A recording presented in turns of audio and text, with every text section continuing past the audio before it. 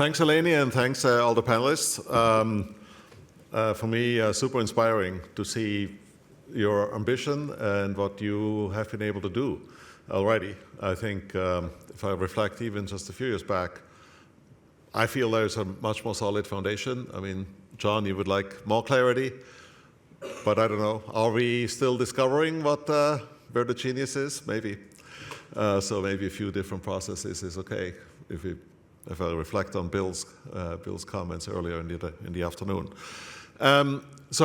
We didn't really have the sort of breakout session for you guys to connect with each other. I'm still curious if people in the audience are willing to share a sustainability target that you plan to have.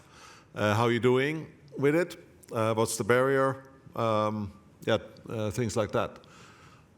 Because obviously we invited people who know something about it, but I also know that many of you in the audience are making progress in this respect as well, like John shared what you already have been able to do. So if I said, okay, I want 20% more, like what would that cost me? I realize it's a little too simple a question, but just to, yeah.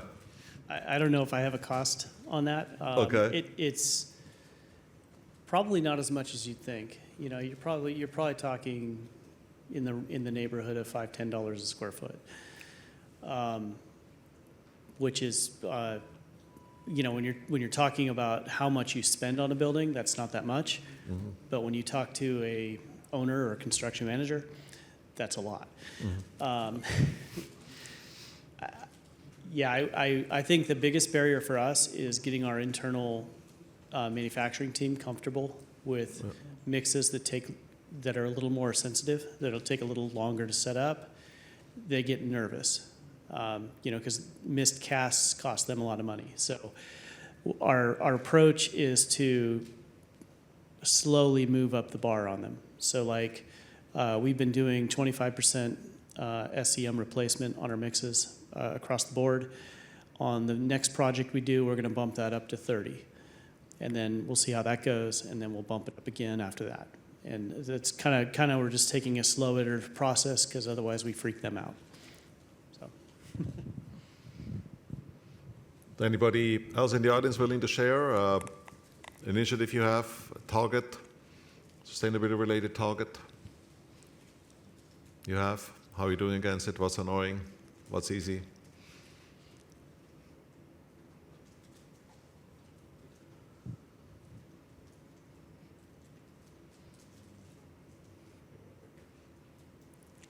I should have said this is the price of a glass of wine at the reception to share something here.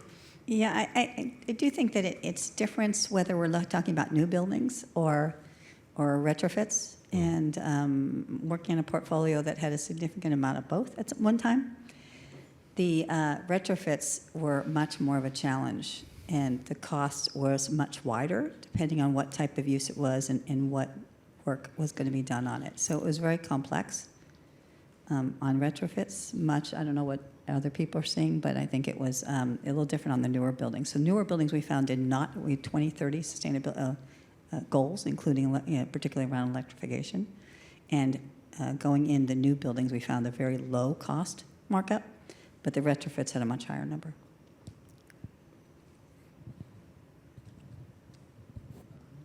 Hi, Martin. Raphael Sperry with Arup again. I'm working a lot with the California High-Speed Rail Authority as a client, and one of their goals is to reach an entirely zero-emission construction fleet by 2035 with 100% off-road vehicles.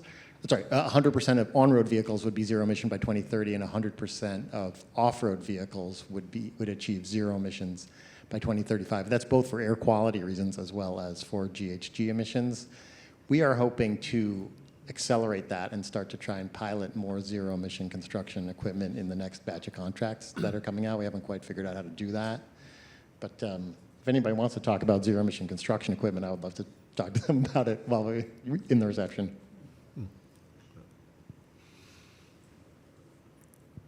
this might be a good segue actually to move to a little more social part of the afternoon. We have a reception just downstairs. If you go down one floor, there will be signs. It should be easily findable.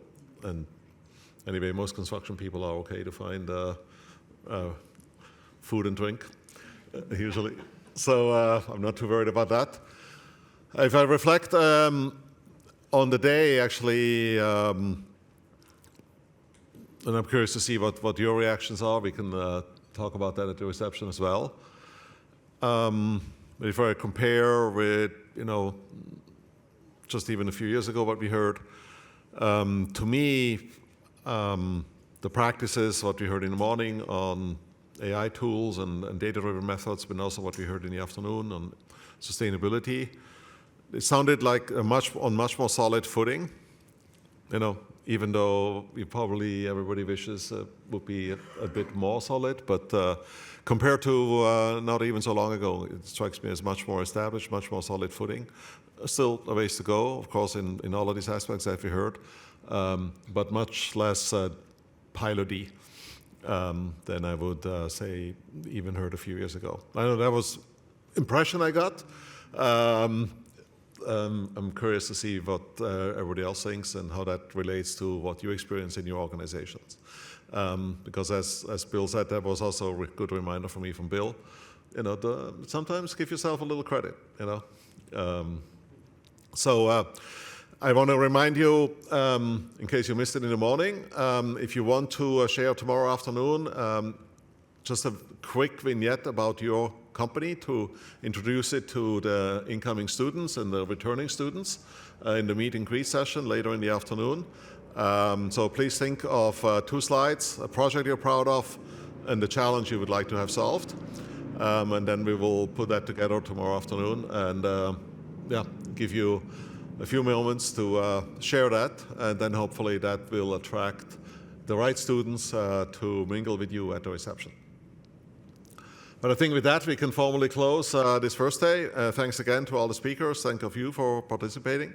And if you have a little time to stick around and chat in a more informal way, as I said, we have a little bit of a small reception ready for us just downstairs.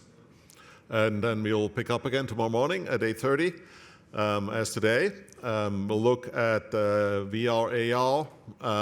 We have a little bit of a reverse case tomorrow morning with industry cases first and then the keynote due to some schedule shuffling we had to do.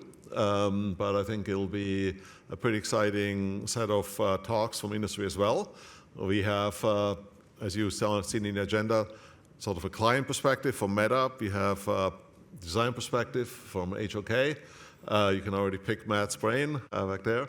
And then we have a construction perspective. So that should be really interesting in that session, because I think that's another big area of innovation. And it was already alluded to a little bit here and there today. And then we'll take a look at some really cool stuff, looking at robots and robotics used in construction. Again, with the broader keynote from Usama Khatib. I'm one of the absolute finest, first-rate robotic researchers, but he has actually built really cool robots. So if you haven't seen that, you'll find it super exciting. And then construction applications. So good day tomorrow as well, I'm sure. And but for now, let's enjoy some time together if you have a moment at the reception.